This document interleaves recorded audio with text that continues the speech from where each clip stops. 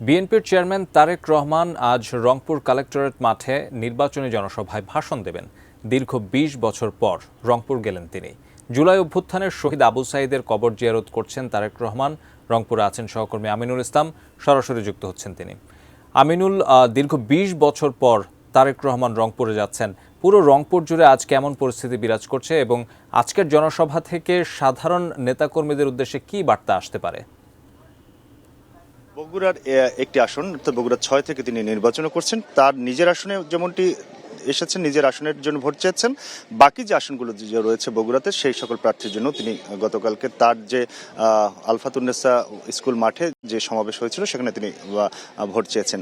এই ভোটের প্রচারের অংশ হিসেবে তিনি উত্তরবঙ্গে আসলেও তিনি আজকে পীরগঞ্জে, আমরা জানি রংপুরের পীরগঞ্জে জুলাই আন্দোলনের প্রথম শহীদ আবু সাঈদের কবর জিয়ারত করার জন্য তিনি আসছেন। কিছুক্ষণের মধ্যেই তিনি এই আবু সাঈদের যে বাড়ি, যেখানে তার কবর রয়েছে, সেখানে আসবে। ইতিমধ্যে সব প্রস্তুতি নেওয়া হয়েছে। আমরা জানি যে চেয়ারম্যান তারেক রহমানের জন্য যে নিরাপত্তার ব্যবস্থা জোরদার করা হয়, সেই নিরাপত্তার ব্যবস্থার অংশ হিসেবে ইতিমধ্যেই সব ধরনের প্রস্তুতি রয়েছে এই এলাকাতে নেওয়া হয়েছে। এবং তিনি ইতিমধ্যে বগুড়া থেকে রওনাও হয়েছেন। বগুড়া থেকে তিনি পীরগঞ্জের দিকে আসছেন, তিনি পথে রয়েছেন।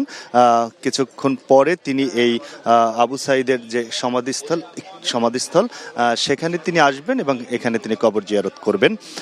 আমরা জানি যে জুলাইয়ের এই যে বৈষম্য বিরোধী ছাত্র আন্দোলন শুরু হয়েছিল, সেই ২৪-এর বৈষম্য বিরোধী ছাত্র আন্দোলনের অন্যতম সমন্বয়ক ছিলেন এবং প্রথম শহীদ হয়েছিলেন যিনি, যার মৃত্যুর পরে সারা বাংলাদেশে প্রতিবাদের ঝড় ওঠে এবং যে প্রতিবাদের ধারাবাহিকতায় বিগত সরকারের পতন হয় এবং সেই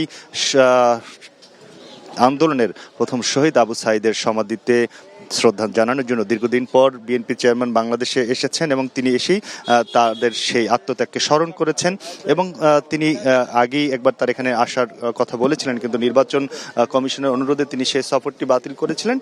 এখন উত্তরবঙ্গে যে তিনি যে সফর করছেন, সেই সফরে তিনি এই আবু সাঈদের কবর জিয়ারত করছেন এবং এরপরে তিনি রংপুরে আজকে রংপুরের মাঠে, সেখানে তিনি ঈদগাহ মাঠে, সেখানে তিনি নির্বাচনী যে সমাবেশ, সেখানে তিনি বক্তব্য রাখবেন। আবু সাঈদের কবর জিয়ারত করে তিনি সেখানে যাবেন। তো তারেক রহমান এখানে আসার প্রস্তুতি ইতিমধ্যে সব সম্পন্ন হয়েছে এবং তিনি কিছুক্ষণ পর এখানে এসে পৌঁছাবেন। স্বাভাবিকভাবেই তিনি এসে তার যে পক্ষ থেকে এই জুলাই আন্দোলনের প্রথম শহীদকে শ্রদ্ধাও জানাবেন। তো এই ছিল আমার কাছে বিএনপি চেয়ারম্যান তারেক রহমানের যে উত্তরবঙ্গে সফর করছেন এবং তার নির্বাচনী যে প্রচার এবং তার সাথে এই জুলাই আন্দোলনের শহীদ আবু সাঈদকে স্মরণ করার জন্য তার কবর জিয়ারত করার জন্য তিনি যেখানে আসার যে প্রস্তুতি, তার খবর।